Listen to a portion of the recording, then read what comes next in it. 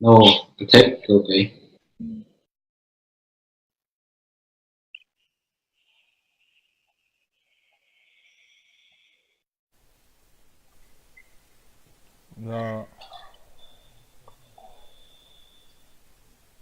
si sẽ cô si ô giống bún tha chăng làm tinh chăng ấy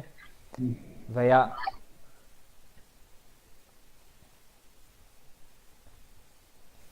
si sẽ cầm bún thóc than chăng lấy mi pi po giống xia cả giống hen ngay thêm cầm bún in hơn ha vậy ạ lung sau tiền nên là căn dấu dây cần tên lên nên ngay tục về mi mình tục rồi buổi sáng hay bữa nào kamu vậy ạ cái nhìn lắc lô mình hành đúng lẽ thì dây cần vậy mình hành đúng sinh cả giống hen chini dia page ne ngay thêm cầm bún in hơn ha si sẽ lo tua athar tuin biro na khakam vun thok than le mi pi jong sia lung sau tein zau chiam jong nan sia lung sau te tun rakan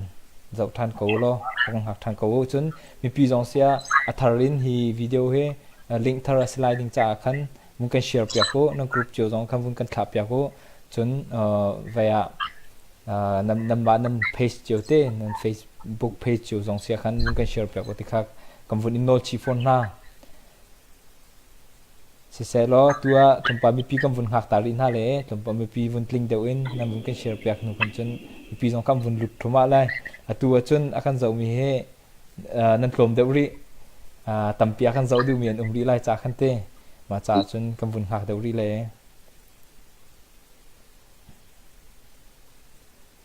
si sẽ vun hak deu ri ko nào si te rồi boy Si sẽ lần chọn đồ hoặc là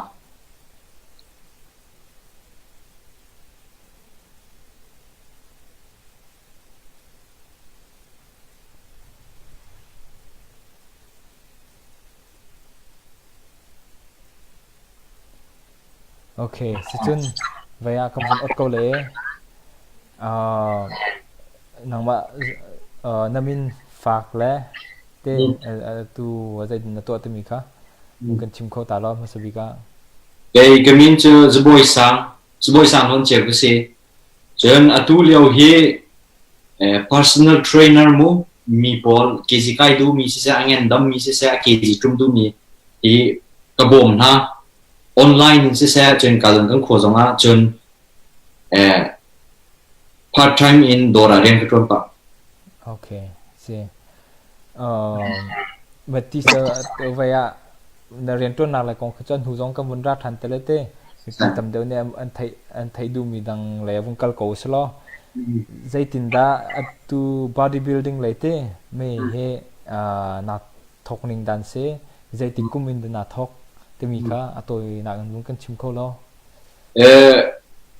tôi na in chun gym garak chin hi kum thong na kum lengi in garak chin pa chang kanu la pa ne khan rak chin rak tu mo la ma khan betak ten garak chin ka chu tun da chim bang khan kum thong na kum hei li han garak thok la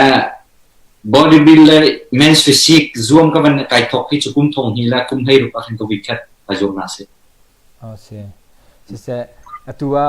tuan ni live chat chang chu ko selo thar tum bi hal na kan to than le anam zo athar kan le khora kan zom lo te vaya ตัวคันกุมทองนี่ละไลนี่อินกาทอกนะเตอสนาเตนเบตักเตกะจินจูกุมทองนี่ไลลีนสินะเตกุมทองนี่ไลลีนะติกาใจคิดอาดันนักเสไลนี่เลียวละไลลีนูคันใจอาดันนักเสกุมทองนี่ละกุมไลนี่กระจินกาเตกะจูมาดูโปเงินจินก็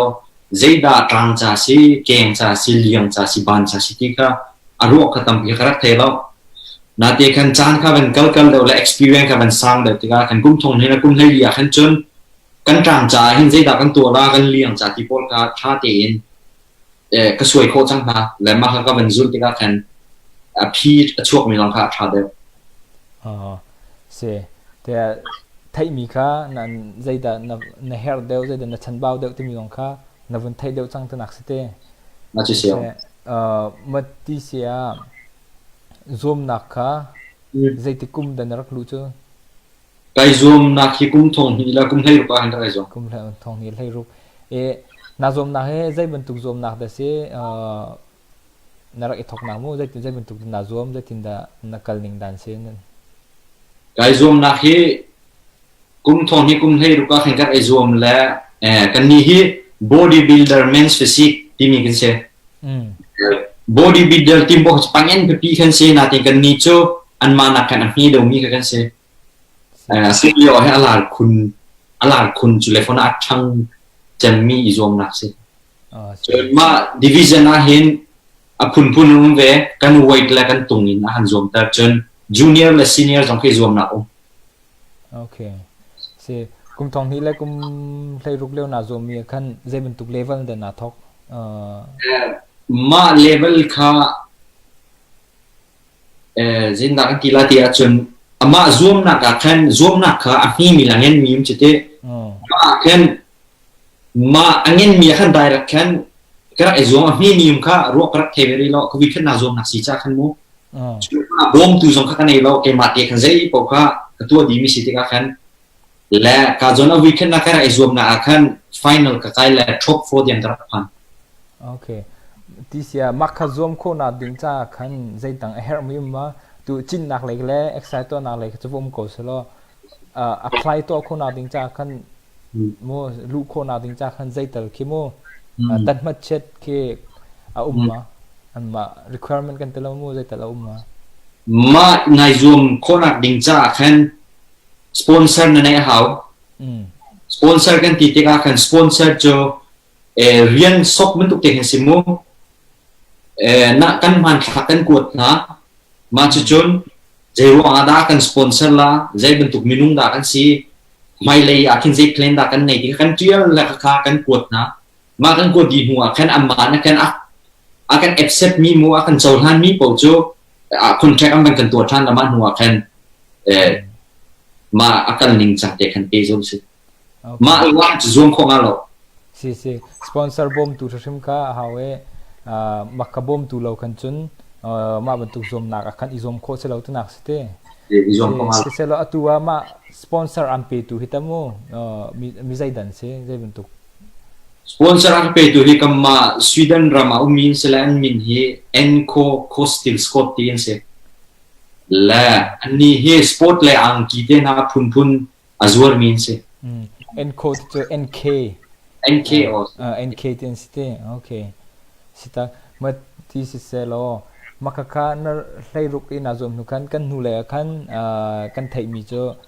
national league te national petiang kha na zom ti kan thai national tiang phak kho na ding cha hin zai bantuk da her zatin dan atu zom nakte atu kum thong hlairuk na ra zom na hen national tiang na phak na hen zai khida zai ti khinda mu ma national tiang zom kho na hen na phak ning dan se se atu national na zom ko nak ding cha hin izom nak pakhat izom nak tampium chite izom na akan an national na kan rules an chemium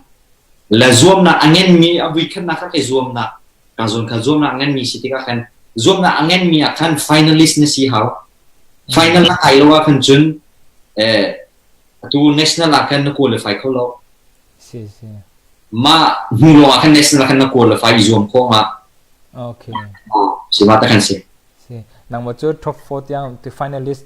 pali na tiang finalist se top 4 he finalist se finalist yang na phak rong khan national tiang kai ko haute step by step ten sim hai asisalo atu national league na zom na hin tim to na tampi haw ha sim e zai tikhinda na plan he ase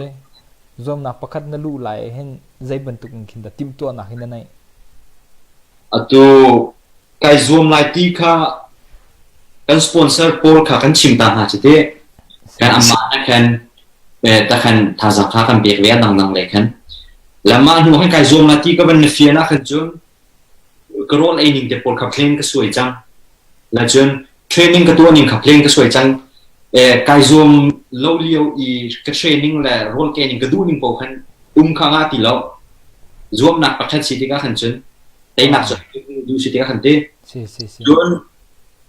khat cha hin idim chia hao ma khat cha idim chia nu kan ani lai te I khanga kan jun betak te kan rol jong se training kha fak pi kan chin jun rol jong kha tha ten I zoom la ai ka hao la man huwa kan ani lai van nei chin la manga kan jun so del jun training jong kha tam del tu kha hao se mati tu role ai pon la show how la ti te zai ruang da show how ma chu zai khida athat nan tar role ai achun taksa na ngan de holo mo ai tam de na tha de holo ma ai tin da sining da a foi na an chen role ai kan sum ha ti mi ka foi na an chen normal se so minung ni chen fat percent ti playing he in cool from hang kan se ton chi ti se they can stay sum na pen like ye nai zoom ding sia chen atlom dik 6 in 7% he kan fat he kan nei how ma wa kan chen nai ready lo kan ti ton a chiao professional ball coach ni mo la ma ka role ai kan so ro na chu kan fat kha kan thau ball kan body ni kha kan zor tar bu kan muscle kha kan taksa kan muscle ball kha kan kai tar chi chu ti ka chen role kan so mi ke kan me chi lo kan thau tu kha atlau la muscle tu kha chu kan taksa han pen ko okay but this chen muscle ka tu nan ni zom na dum cha muscle lang tar te muscle ka zai tung da tha te zai lang tar khan ni zom te nak te ma chu sia vaya kan bia vung ka pa tu kyar thanu selo man tu bodybuilding zone ma ga hen nang he mene physique ne te man tu ka hen zom na he phun zai za da ma zoom na he aphun hi tam tuk ting han men's physique ti mi kan ni he a foi na in jun kan ni chu an la a mi champol kan se kan ma na angin de mi he class 6 physique in te an ban very kan ma dia kan bodybuilding 2121 unre kan ma an dia kan bodybuilding ti chami angin chami pol feel heat te pol namu foi na an ma pol Arnold lai mi thai de ma Arnold Schwarzenegger te Arnold te pol kan ni ka bodybuilding sense ya ama ka angan champol snack te se ma chu zai ruang adamu me champol he na zom ning dan se adang na heta izom wa thalo ma ne tinda na se tinda me na thim ning dan se sima na ben kan mi ka tha ka ti azia ma he kai thim ti a kan chun foi na chen atu an ni ka cho minau de ha che de se minung na kan zo tik na kin ani hi cho body I fit I do kan ti chun non minung ang ki la bong bin ha kan fu khau kan ni che de kan hi na ka chun apathum na kan ni cho natural kan se natural ka ti ka kan Arnold de Paul angen de pi ki cho ni ki cho a foi na an chen si I chun de min se kan ni ka cho natural ba kan se la ma ka ma ha pathum ka ruang khun ka se okay se nan ni ka cho nan taksa ka normal minung nan lau fite normal thi zong nan ni ti khau zai kan tele min dang kan nan ni thau lo na te nan taksa ka do te nak ste ma se se lo atua zom na e tim to na akhan zai da her ta chun na ga atua lai minung mu hinung tampi mu lai mi heti ka lai mi thang slowen mitam pi minung vierte ti ko se ma te he thau lai pang he cho athalo e atunan ni zom ni dana thau thak kha le khi bị tắc tế khăn đơn zoom mystica health lại dòng ở khăn her ngay dây bùa khi đã tua hậu mà hi thao lạc nào đình cha hen se thao i thak ti mi hi apun punin ma le running chiao ton le te ko apa khan na ji chi chem mi chu role se role kan ai mi a khan kan ai ding ha club tam kan ai sia chun sai tik mana kan ke ji song kum kho alo adar song kan dar kho phone na lo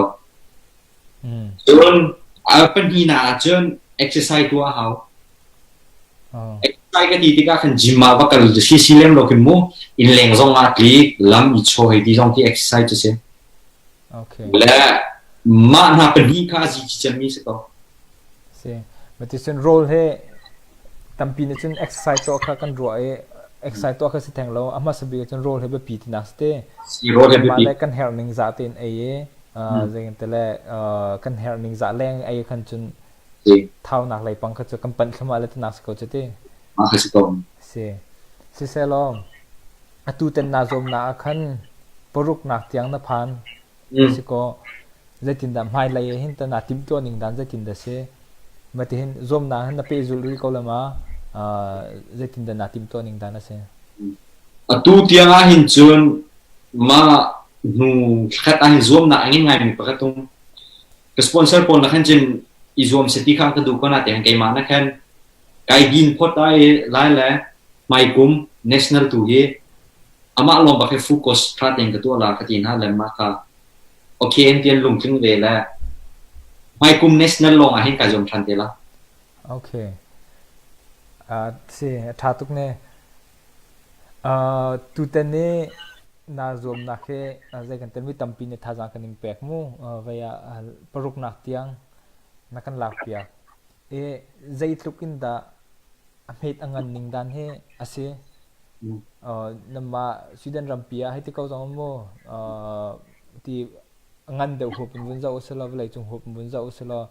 zai bentuk level tiang khida ne tu Sweden national he avasing ha okay national cho hau thei ni po cho national cho ka ko asam chem chi ti national khache avan sang chang la afoi nak in chun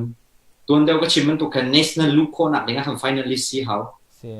and national cho afoi na cho national I aong mi po kha ram I o in team se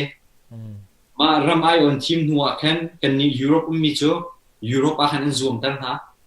kan Europe a kan pakhat nak an lak sia kan chun valai pumpia zoom tar se ma valai zoom nuwa kan professional card anti lama kan chen professional sina ek ton se mà tí Europe chung izom han hen professional sina ke anga ri lo mo sima anga ri lo te you ati chen Europe pi jong khabun izom ta e valai chung izom ko na tiang pi jong kha bun pha khaut na ste yo ma ta kan se astak mati mà cho năng manita zai tiang ke da natin zai tiang ke da kal he natin mo hi ma benefic lai hin mo natim to ning dan he pathiana kumpi ko sia hin chon asi kon che valai kumpi ja hi zo mi ka du ko chon professional kat kam hung ko nak ding tiang ma hi ka future plan ka soi mi che ko okay se tha tu re natim ni ning ten pathianin pi selote mai lai zonga kan lai mia hi ban tu ke zoom nak le amu valai chung pum pi tiang zoom nak ding level tiang in na choko nak ding shim ka chin media phai zone tha jang kan impact vaya mati sia chun mai he nang atu hin trainer ka nei lo na te nang mate zai po te ka to na te si selo asinate ma ban tu buni to na khan mi dang so zong ne kin bun to coding alo ngai zai khida athain kin na to mi se na siang kai mi lai ma simo ma da mati athai te shim kin da nang mon kin akong lam na reli ma na to mi se zai tin da mu hi zom na tiang national tiang a product na tiang na phak khuna ding cha hen adang dang lai wachin lai le ro lai long long wa se lo knowledge lai shima khan tikau zai khida na to athai mi se ma karak zoom la karak ti lo kum thong hi na kum hei ruka hen ka wi khana ba rak si ti จุดที่จุนอินเทอร์เน็ตGoogle อาเซีย YouTube อาเซียจุนfitness เลยแมกกาซีนพอลคีนี่เชียร์เต้นี่ตินเต้ว่าแค่กระเรียลเจตินดาอันตัวเจตินดาสิโรเลยนิ่งที่พอลค่ะกระเรียลแล้วมันหัวแค่นarticle จะตั้มพิมพ์จะตะก้ามาที่กับแค่นเกมาเนี่ยมีจะขาดจำลากที่มีค่ะไก่ทีมแล้วจนเทรนเนอร์พอลงแค่ฟรีเด็กเห็นอันให้เด็กเห็นมีตัวเปียกหันหนึ่งตอนมาพอลค่ะกระเรียลจนมาให้จะขาดคนละที่มีค่ะโน้ตบุ๊กก็เจียลก็เซฟดีนะแล้วมาแค่นมาพอลค่ะดูซาเต็งกับซุ่มฮะนาเตกันตูเต็น national จากตัวเองจนเกมาค่ะตัวเทรนเนอร์โมจิมเลยจนZaitin da minung role kan ilakan ngen dam lati mi khasiang in kha kai la tu ten national han cha ama an han akabom ta chang ji ati han cha ke ma shim la kan ka chon chang theory in sisa practical in sisa ka chon chang cha kan akabom si mati chen vaya bun kalu selo ma siang na kai le na kong khamun teu selo atu ka na siang na kai mi kha zai bentuk tiang ki na kai bachelor ma semo da zai bentuk tiang da na kai man tu ko mo na siang na kai na ko kha bun kan chim ko ta lo ma ka kai mi chu a chiang ni kin chun a foi na chin aman tuk siang chi ti so ding ki se ka sport academy pakhat ki se okay ma kan ma ni chun personal trainer and nutritionist ti se mo ma ka khasela international level in license na compare kan di huwa kan certificate diploma kan ti kala chiti tha te kan a compare di la asi ko kan choi karam po a kin rian kan license kan rian kan tuan ka kan ti kala si nang ma stream ni kan trainer la atu ma nutrition lai ki mo ai din ning chang lai te ma ni fum kan na chone tampi kha thai na lai hi bentuk le khan tampi na zom te se atha tuk mati se chun hi bentuk le ya tampi mo nang mane lai mi jong sia her mi si chun na bom kho na le zai kan tela ma bentuk le mo ngan dam nak le ya te ai din lai panga se zai da her te mi kha nang mane tampi na bom kho na la te nak se te se atu hi online zong mi ka bom mi num palen chang so kama kan khua zonga he menung hi pasran thenga kal la ka bom yo min hanom nan khua cho tu sweden na nak khua ta ka na use dong mo azona hin jima hin ka bom ha la abikin apun punanum ve chen naite akan afoina anjon MMA ai thua mi pa kha tu man hu November han ai zoom ding sele ani kha weight limit cha khan akiji jum khonak ding kha ni zong kha special thing ka bom leo se sitak thatuk ma le na to mi jong sia tlam tin dang na hu na ding cha thian ni pi chin ko salote selo kan vaya mi pi le sina ko bong kyar ta le mi pi po jong sia tu ten a kan zau mi pi bol mo hi ka zona za boy sang he behal nan du mi se kan comment na vung kan to lo ka zon hen achan kar la khan ten ko ka bun izom le ke zai kan tele hal nan du min nan lung chung mi chen nan ro mi gym lai sia mo ama anun ke a personal life lai jong sia azai lai po mo hal nan du thai nan du mi kan chen bun hal ko se le mo kan chan tam pi ka mun pek na se ma chun bun kya than so lo nang ma kong nang ma lai ate bun kya than so lo tu ma he national league lai na bun izom na bun pe zu thma le makan adang lai pang bun zo than so lo lai pai a hin ta mu zaitin da lai mi cha tam de chu jim kan kal kan ve mi cha pai lai hin motivation akan pek ngai motivation akan pek ngai zaitin da nang mo ta pai lai na hin na rot ve ma ka pai vi ko la tin ha hin na ro chan ma da tim na ta na tim ma zaitin da na se pai hi chu achan ana pai ka zo a hin chen pai hi chu kalung chu a chuak pa ko na te khan kanu la ka pa ni hin pai han chen tha za ko pe lo phoi na han chen na te in karua mi chu mai kum chin national day a hin Europe ram chung khat a hin chen thelo chen na ka hung ko te men ko si se angai umbak si se lai mia mati pum ro tha te si te taksa lai mi ne chen tu le chen zaboi fitness te thai mi na si te ka himan te ka pai na zong hi tam pi zong ne hu nin du la da ka te chen na tim to na zong atlam tin chen na pai ko na ding zong he ka ma chi media page zong ne hu kin du to mo zaida lai pa chakai kan mun te ve le te te na lo ve te mi ka hu kan du to khung san se se ma ti chun vaya bi halna an nei pakhat cho zaitinda taksa kai pa in mo fat cloud tung nge masa zong kai pa na ding cha han zaitinda kan to lai ti se ma chu cho zaitinda to athat la gym to mi cha mo okay sima athangai behan na thangai se kg ka foina en chun minung pakhat kita chun nakalak lai kg som sri asang ha foina en kg som sri sa ani nikhata ai ding chu KCALK thong hi ro ai ding se chu tika chun natuak ding chu ma khan thong hi la sanga rong na ai tiak la la protein kan ti mi taksa cha angin na kan pe tu ka a foina kan chu ma kha na kai ta la chun fat ka thau ka nazor na tum dar la na imi ka la carbs kan ti mi minung thazang energy akan pe tu ka ma kha alive for a balance na chia la ma kha na ai peng la chun ni za kha chunga hin cardio kan ti la a foina chin lai hulin chun kan click pia a hau kan khen kha tam bi kan so tar hau ma kha ke ma ni ka tu mi se chun ke ma zong a thia a pe mi se si se kan ni lom tuk si se ka lai mi pi na mun hal ri mi cho to ne na zom na tu national na zom na paruk na tian na lak mi khan mo zaitin da zai mun tuk lak song na nga zai tal na hu mo ti se ma cho paruk na lak song ka lak song ka cho an ma finalist academy apum mi tenan tu mo national finalist academy c ti alang mi te ka kan te medal te medal te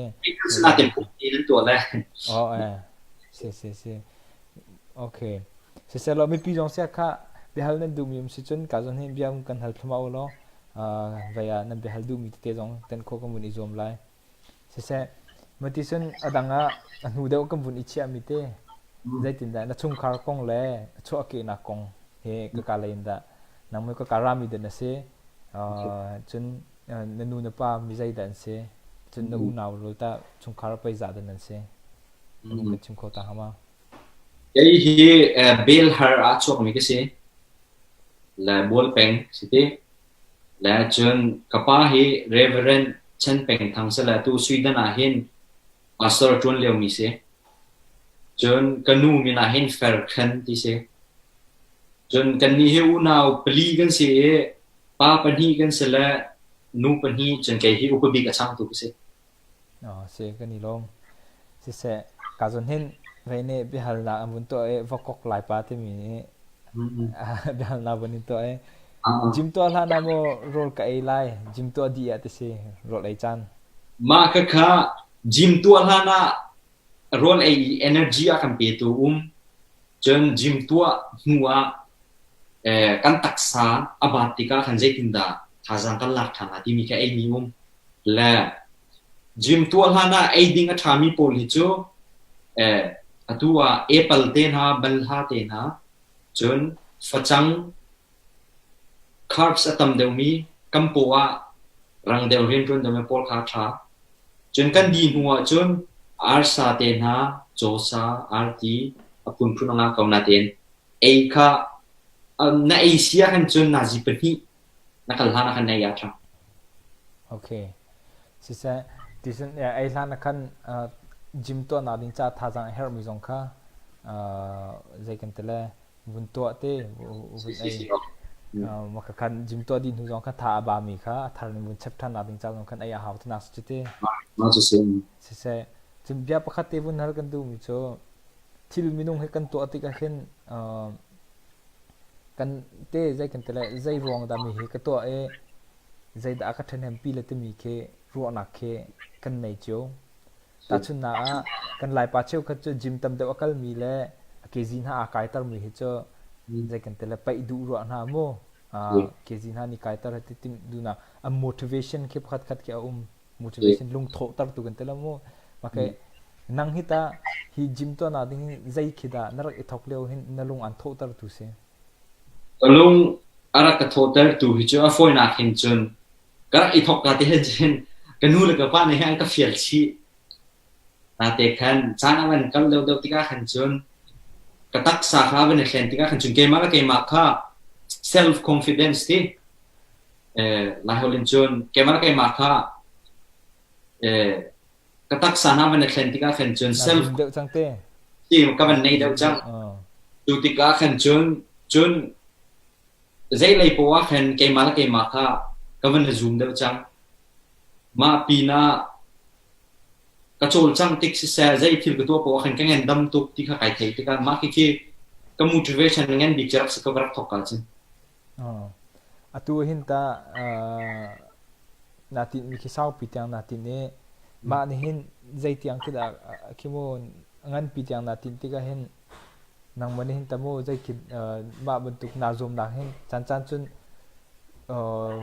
tlak chan zo komen kai chan zo komen khaban tuk chan te hin ta azai ki da mo tho than ko na ding cha kin azai kan tele tham pe tu hi se zai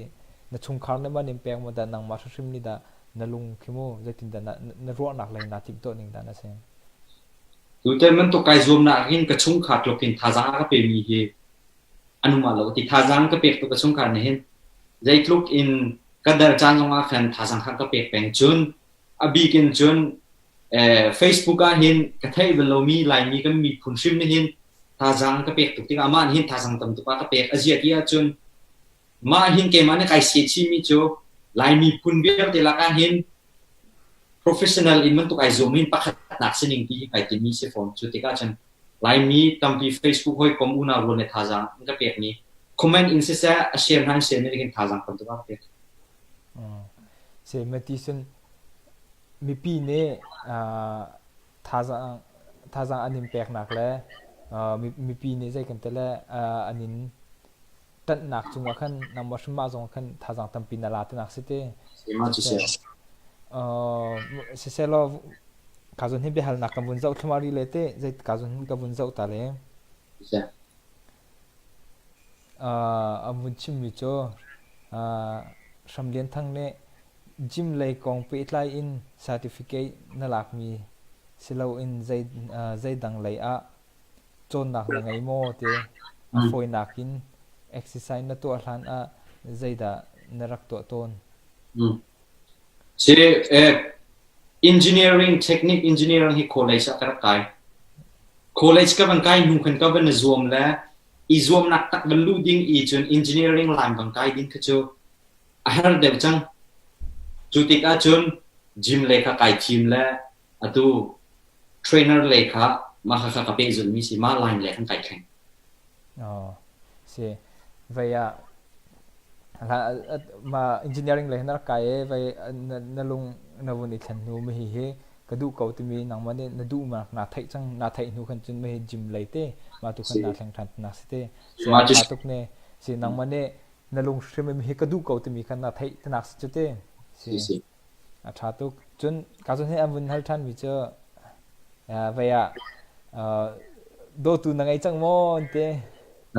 nak ru hita zai tik da na kol la en te do tu he ka ngai chang apa ini ngai chang ao acha mati sia macam lai nu ma sima ram dang da se je lai nu te si ko lai nu te si ko te ja ram dang nu hita na dun halo mo ke chu lai nu te ke du ko si se a tha tuk si se lo na chan jong tam pi na kam pek change veya ka hen tu kan chan he kan vun dong tar pa le te kana na fan pol mo nang ma atu na vun chimbang khan tha jang am pe tu pol ken kim in Facebook le se ken kim in tha jang am pe tu pol kha zaitin da pe chan da du min ha mo se amasabi ka na mani ti hinsan pe interview ha na ka to cha kai jong kai long tu be chun Facebook i hoi kom rol u now ram kip yum mi bete thazang pe minan chunga lung rom nak tampi ke nei chun thazang ra ka pe pengri ko mai kum kai zoom tik chu apa khat nak lak ding chu min kai zoom changla ma ka to be cha du si se vaya mi tampi ne mo vaya kan ma zong na kan in lompi atua national tiang dong sia navun izome zai kan tele ma peruk nak tiang kan nakan lak picha chi media phaisong ne kan vai to na kan na khwa kong kam bun thai de lo kem ne ko bun chim ko le to na kan da bun chim chang ko na ten akhwa he pel hal khwa mi se e an bun hal mo tu nuwa se se lo tisun kampal tu mini panga song tu kha kam bun hak ta le mi pi lai na be hal ding an ding sola kam bun hak ta le ma khan chun be hal ding mi pi le be hal ding tu close khan chun kan life kam bun dong tar le yes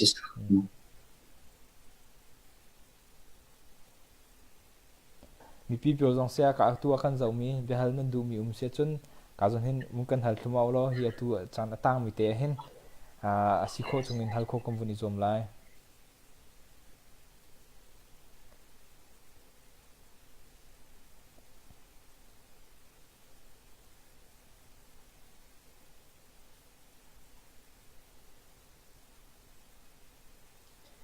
si se akal la kam bun hal than ta le pakhat te mi hi akal lak te mi pi kam bun ha pa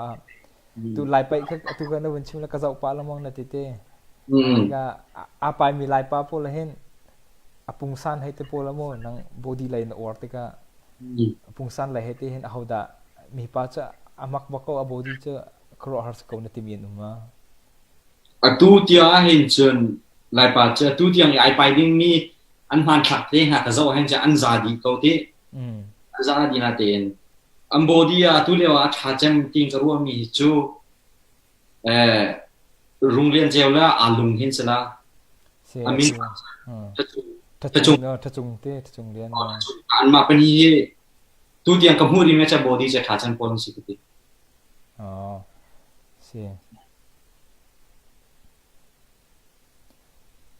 si se matisia apai mi hin tamu ahodan or chem mo body lai style onte tu khan cha body do le khan chun thachung len la rung len cheu na bunte apai ni pai thiam ning chang la apai ning dan na zau ti ama ha cha ama ko na timi anuma ma tu bi chim pai chu ka zo lo la chi khat te in new sin an chia to mi ka zo mi a hin chun tu ti a hin chun rung len cheu hi za cha ma ka chia vaya an vun chim mi chu pakhat lai tlang lai hin tatlun na tim mo ante ka zo an vun hal mi mo lai tlang lai tatlun na tim mo tin si ko an hin chun chim ko sri lo atu kan ni hi Sweden citizenship nga deu ri lo le mu kan nga hu hin chun atlung te tlun che kan tim ko si se tu kama ka ma anhal mi ka Joseph Lian ne bunin halite si ko tun ko vaya atua ka zon hin samlen thang te min abunin hale national league hin national han bun izom lo pakhat na hai la sol lo je kan tele lak song hita je za rong da sing ha ti khase je ben tu kin da tu a foi na en chun pakhan na kan lak chin kam ma kha tangka kha thong nga Sweden tangka hung chimo le ma chi chun medal le chun atu ki trophy kha pek si chun ma pina khan atang dang ki angki de ha pun kha pek si chun ma pina khan ma me se national kan on mi na khan belawa khan national team ma khan lu kho nak no la kam pek ma khalak song kha jong se chun sponsor atha deu mi angen deu mi pol nga afoi deu si na lam khatam deu kha je kan sponsor lai jong khan te angan deu mi sponsor la lam tampi ko ontinas te si se atha tu pakhat te vun hal mi cho zai rong ada lai nu thang mong te hin du ti se zai rong te thang mong da lai nu pol na thim na ya ram dang bi zo apum ro tha tu ko tun mo ani fit tu ko tun cái team ma chi cho ma bên lạc chờ ma chi cho mấy xe cây chú lại mình cái city cái trên cái chỗ lại nu thành tên là khá kami đã idol kun câu bố lấy lại bỏ khen à tu chun anh thiên lung dòng thà đeo chun anh lung dòng thà đeo chú lấy pina việc nạc lấy dòng sẽ chun nôn ngay nạc lấy dòng à anh thà đeo tin cũng không mà chả kun kinh siro cái gì sẽ bắt na behal na thang ai mi te na bile na kan war tuk mu lai pa cha chen lai nu te ani do khun ko no ben te zai kan te la tha tu se lo kan pakhat a lien mun cheu ne avun in hale ya lai mi fitness ato mi la ka hin mo ama hi chu izom ve ko selo ti na se her min ummate ama hi chu izom selo azom phu ko na te mi ummate atu tiang a hin chun minung an han thakhi tam tu kom huna la te na te Instagram social media pakhat a kam pa to mi chu van lien cheu ti mi sela no ya mi sela mo ani he tu tiang ka zau ria chun a body la asymmetry mu atak sa kal ni am han symbol a chia ya ma ke izom sela pai le ya chun lam tam pium la ti ro na khane symmetry ti cha taksa arun ning dante ke le all lai arun ning dante a foi na chun liang te hangen tu I trang ha lo he ti mo chun ke le lo all lai na kha masal pol ka irwal di ha ma kha symmetry ti ma ha si lo ka zon hin pakhat te amunin hal mi slide silo zung hin veya dan lu chi lai zonga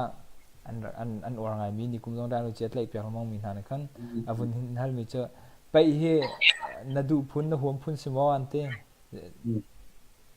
pai chu kai pai ban lo foi na chu vi khat te ha kai pai ban le lo na te atu tia an pai mi ka zawa chun pai chu ka lung chok ko cha na chun si se ka zon hin bihal na vun ra thane van david ne an hal mi cho Jim he nikhat a nazi pani rong khe to usilo thani rong a khin kan I thang man lai mo te thani a nikhat a nazi pani tuan deu ka chim bang khan zai thuk phanin Jim kan tua zonga role ai ning a chat lo I kan khan lo sia khan chen I khan ko ki change at rom tu chu cha chun nazi pani na chin mi pina khan role la aiming kha nai rem la na khan ha man huwa kha chun khan hi a chun na taksa chu ai khan ko la okay se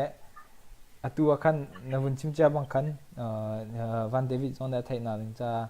role ai shim long ka help na sete ai ning chang long kha zen na to shim ha we khan hi chu na thang ban tu kol tu na sa thang ban tu kol tu na sete se mà cho vậy hen dây ruộng đã bay hen ra ít bay lo nang ma na zoom mi lại ruộng hen mà xem mà đã dây tin đã na bay lo ning dan se bay he atu kai zoom mi hen ai ral ka ngai for nang chen he khong suan ning lu cho kai zoom mi kha adi chang ti ok se ko ba cha kan ra ít bay lo se ko se vậy avun hal than mi chu ka hin Jeremiah thang ne avun hal mi chu zai rol pol da kan ai lai te corona kha jim to hin mo tak sangan du le tak sa that du ro se ko le te ko ro be hal mia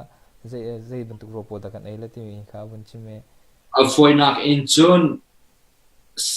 sa an ti ko la chiti sa le ya hin chun ar sa cho sa ar ti nga sa chun ar thin ten ha ke rak tha nai ruwa kan rak thelo na ten ke an tha chun phachang mi mu phachang jong he tha chun salad and string so chun alu ten ha people he an tha ma tika khan am na mi bir te kha ai zete kan ai vi ha pakhat ka tam tuk nei lai pakhat ka klom te nei ma ta khang nga lo ma han balance ka tha te nei di na ha ma pol se tha tu kazon hin pe halna pakhat te vun nei thane Joseph Lian ne vunin hal mi cho avun tel ning te gare le te slide room len cheu khe thajang in katai lai ti an zumo te tu tia ha chen ka tai ko la zung to thajang in ta thajang hai ti khan thiar choi le hai te si te siao si ka tai ko la lung cho ania post mi chu ko mu tu pe lo mu te ma la tu tiang ka choi mi a chen kana zoom ba lo la thai jong se lo la kai ma la tu tiang te chen ka tai ko la si tu tiang han chen nam jong thajang ka thon le box ko te na zoom ko te si ka thon le box ko si se kan ka bun hal than de vậy tu he tu lio nazom na khan na kg kha nazom than thanga khan kg za ka sin te nazom le hong kg za ka sin te chung som rate la pakua le som si la pakua la som rate ka sin phong in chung som sri la panga pro khons la za la som sri panga pro khons za la som sri panga pro khron na se na vun itum tar te si ka na tum tar ro atu hin ta na tung khan mo zai chan de na se na khan atu leo te hi chu ka na zom di ka se ka khen kapong hi chu som sri la pakua ka phan than cha za la som sri la pakua te pakua rong sang la chen ka khan tu chu pe nga le ma pre ka se pe nga le ma pre si se lo ka be hal nak dang ka bun zau than le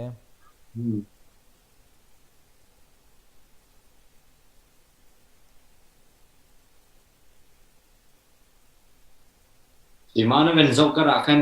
chim pakat ka du mi chu tu Facebook zong a khan page ka nei lo mu fitness le ka ma zong a khan ra ka lem te ola azia tia khan chen ka zona khan zaitin da role aiming si chon zaitin da gym kan chin la ti pol zong kha free te in cha ka tial mi chon man thak pol na ka karak poston ma ka gym athok ka ni na si sa chon ngen da madu mi na si a chen na cha ambom ko mi til se ko men ma cha khan rak lek te bi jong la som si se tha te tu avun chiman tu khan mi pi jong ne mo ni zom lo za boy ama za boy fitness seloma kha za boy fitness te page ato mi me ma chun len ko rang zom te chun pakhat an hal mi chu tung khan san na din cha han te zai ki to solo thang ha ti khasi to pyau solo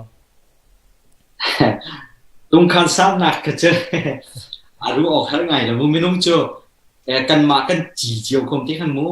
ji a kan yam mi kan ji a han asang mi kan na te en tam deu nen chim to mi cho kan kut khin kan ok pull ups pun khin mu atu ting ko kun kan ok kan thai a chen kan sang to nan ti la ma la chu ka the lo na ten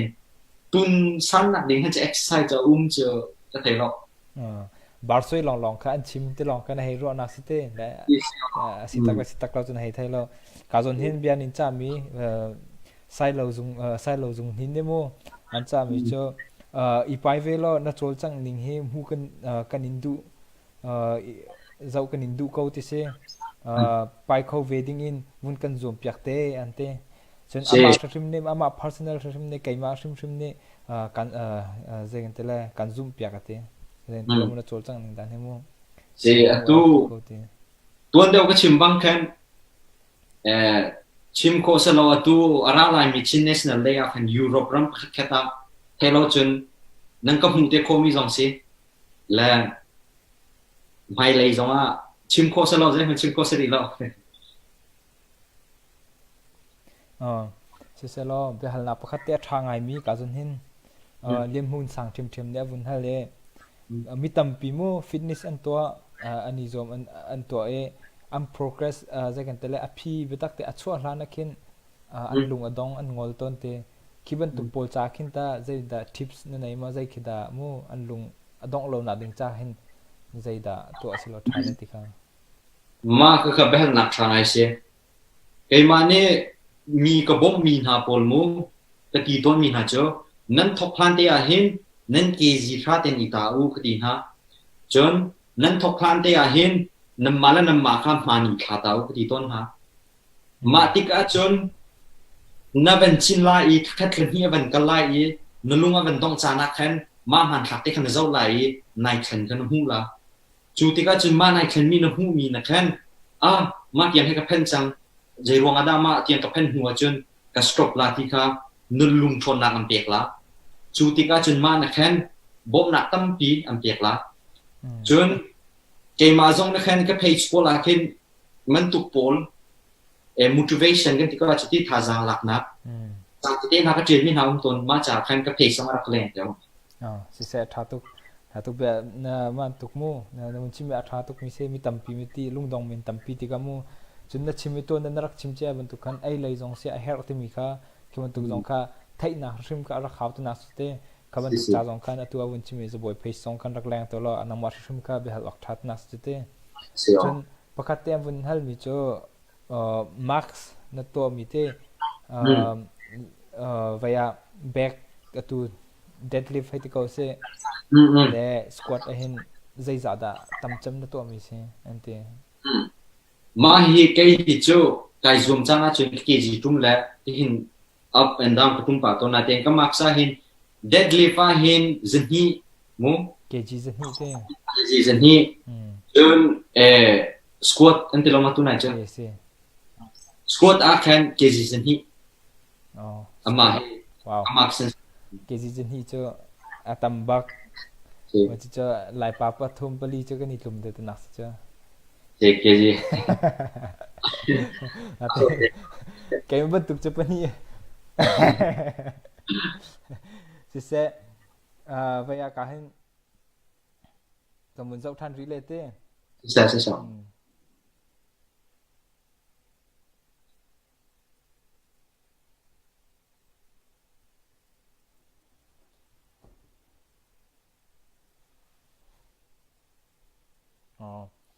vậy à anh vẫn hal mi cho lên hun chiều abe hal nak thang ai anh vẫn hal mi cho atu fitness athok ka mi pol ni mo anh to tum pal chan ro akal han akhin ta chun na kum thum kumli atu achang mi mo ma pol an choi mi za arit mi za ta ko se ke ji za ke ve an du ke kita athama te rang tu ke mo ke ji choi mi bun kai tar ka thamo te se ba han nak thang ai si ma ka a foi na kin chun athok ka mi ni chun kum thum rak chin chang mi ke cho an choi mi ke chu lung a choi anga lo ti ke cho ko ne fian tho chu ti ka chun ma an choi ve mi an choi mi na choi nak sak a khan i khona foi te ma nak sak khan chun nang ma na thok ka te in ot ka mi te ke ji na choi ko mi te tu kha tha tin choi i zo mi chun a choi ning pol a tu ning technique kha tha tin chon chun huwa chun ma kha pe zul te kan nang ma na kal ning te khan na choi ko mi kha kai do ma ko la chu cha chun na hoi pa kum thum kum li a chin chang a choi mi kha nang ma na khan choi ve kha itim a khin chun i sho foi te ma cha khan ke ma i karuna a chun to lo a tha ma le choi ko mi te kha pe zul ding se se atua ve khin bodybuild man tu chin nak le fitness to nak le hin mo vậy à dây cần tới là tắc sơ đô nạc cha anh chim cho mình cái thầy về tắc sơ đô nạc cha khi chín trong ấy mà đi chân thà rằng thôn nạc cha trong khi chín không à thì khi sẽ dây khi đã adan nạc sẽ chín ninh đan chín chiều bố bố chân mấy khi thà trong ở thòng về công lo tắc thà trong ado về công lo mà dây tin đó sẽ a foi na ke chun thà rằng apa kan na thà rằng kan chim na le te thà rằng cha kan chin na chun arrhythmia đâu kan choi la chun set kha tampin pangain peruk rong chia la chun reps kha klom ting na chia la pan hi in pali kar lak na tu la chun akar lak a khan minute pan hi in pathum rong sang nai din la ma kha thà rằng cha tu mi se na te in muscle pol cha tha se tin du sia khan chun reps kha hlei ni in hlei nga karlak na tu la chun set kha pathum in pali ma kha na dan na se na ban na fiang da ko la da ka ti ka long ta khan se mati sun choi mi aza khate reps ka cho za kan tele pe te to mi te pe to ko mi ka pe to mi kha ma kha thlom deu simตัวไว้ตัวตักสะดุนักสักคันจนตำเดียวตัวค่ะ sim oh หาวนักสเต azia tia an tam deu kan tu sia kan chun kan tak sa chungi ummi fever an tilmo kan masal pol ai cheu nim pol kha a than tar kan tila chu ka zona kan chi kha alu tar kan chi alu ti ka kan chun masal pol kan thang la kan ban na to se ma se makha tak sa fever portion ka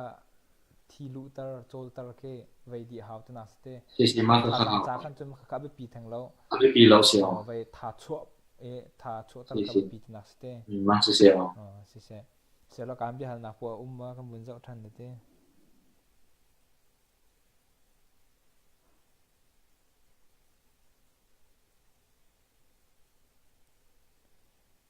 ka zon ne avuni hal mi chu ke thi sang mang ne